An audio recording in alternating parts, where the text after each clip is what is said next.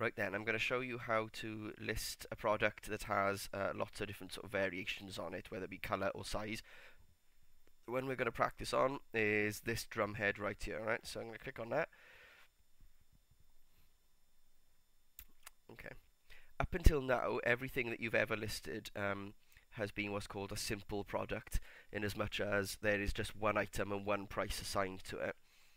And so this will be sort of familiar here. It says simple product, and you can put in your reference, your regular price is sale price. What we're going to do now is change it to what's called a variable product. So if I click on variable product, it changes the information here. You don't have the option for putting in a price anymore, but what has been added is this bit here about variations on it. All right, these two here are the most important parts. So an attribute is, for example, size or color.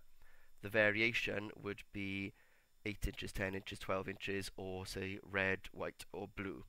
Okay, so the attribute that we're going to add to this product, if I click on this tab here, we're going to add a custom attribute, and that's going to be size. So I get some options to name it and enter some information here. I'm going to call it just size, alright, because that's how I want it to show up on the site. Visible on the product page, we want to make sure that's checked, and we're going to use it for variations. Alright, right. So this is where we actually put in the variations. Although there's a variations tab, we have to enter it in here as well. Alright. It says enter some text or some attributes by pipe separating values. The pipe sign is on your keyboard, right down the bottom left next to the Z key. It shares a key with the backslash. So you'll have to sort of shift and press the backslash button and you'll get a pipe symbol, alright?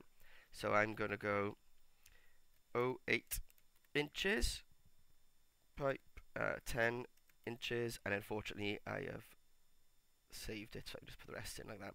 The reason I put in 08 rather than just 8 was because when it shows up on the website, if you just put 8, it'll put them in sort of numerical order, and it'll put 8 at the end because it'll go by the fact that this starts with a 1, this starts with a 1, and this would start with an 8 and therefore go right at the end. So if you put 08, it'll keep them in a nice sequence for you. So what I've done so far, I've selected variable product, I've given it a name, and I've put in my values. These here indicate what would actually be on the drop down menu. Alright, so before I go any further, I can't do anything else until I click on update, because once I've updated the product, that's when I can start adding in things like prices, etc. Okay, so here we go. Right, let's scroll back down. Variable product. Okay, so check. My attribute is there now, size, look, so I can expand that if I want to have a little look. There it is. Don't worry about the fact it looks a bit odd. Now what I need to do is set prices for each of these. So if I go into variations, I don't want to have any default size. So I don't want to, like, if somebody just puts this in their basket, I don't want to just assume that it's going to be one of these. I'm not going to have any default size. They have to make a selection, alright? So each of these variations here, I'm going to link them all to this product. So link all variations. Are you sure you want to do it? Okay. You'll give it a moment. All 7 variations have been added. And where are they? There, right. So if I just scroll down, you can see this is all the information now that I need to enter for the 16-inch. And so on, all the way down for all the different sizes, alright? So, I mean, I don't know how much you're going to sell this item for, okay? But you're going to put your reference in there.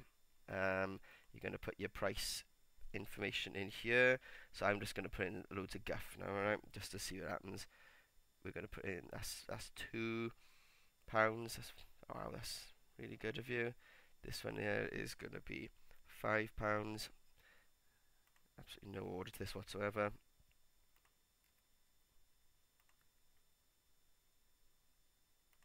Let's just hope nobody actually comes on here and buys them now, isn't it? While I'm doing this little video, that would be quite embarrassing. Shipping class, same as parents. So you'd still have to, as you would have normally on the general tab, still set the shipping class. and then you don't then have to set it for every single size. You can have it just to be one shipping class. If you want to set them as different ones, then you would have to do that here. All right, but at the moment it's set to be for each size the same as the parent. So this is just for my 16-inch one. That's it, I think. You mean you're going to probably put some more info in regards to sale price and hour price, etc. The photo at the moment will just be the same photo as was already entered from the old way of doing it, kind of things. Okay. So if I click on update, I didn't explain myself very well about the photo, so I'm going to go back and show you what I meant there once I've updated. All right. I think what I meant was the photo would be you'd enter that in as you would normally do for anything else, because there's only going to be one sort of photo, all right? So you would just put that in, and basically each of the variations would use the same photo. So use all my attributes. If I just boost that up here, I'm back to where I was here. If you wanted to enter a different photo, by the way, you would do it here. All right. You could have a completely set. If you wanted to have a photo of the 16-inch, 18-inch, 15-inch, which obviously you're not going to, but if you were selling something that was, say, a different color, you might want to have a different image for each color. There we go. So I've updated that. That should all be live on the website now. This is how it looked before. Look, there were no prices before. Actually, this is something to watch. You'll see now why the pricing is going to be a little bit different to normal. If I just refresh, let's see what changes there. Right, look at that. Your pricing now will say from £2, so whatever the minimum version was. You've got size, you've got your options there. So whichever one I choose, I'm going to choose 12. It'll tell me the actual price that I entered in there.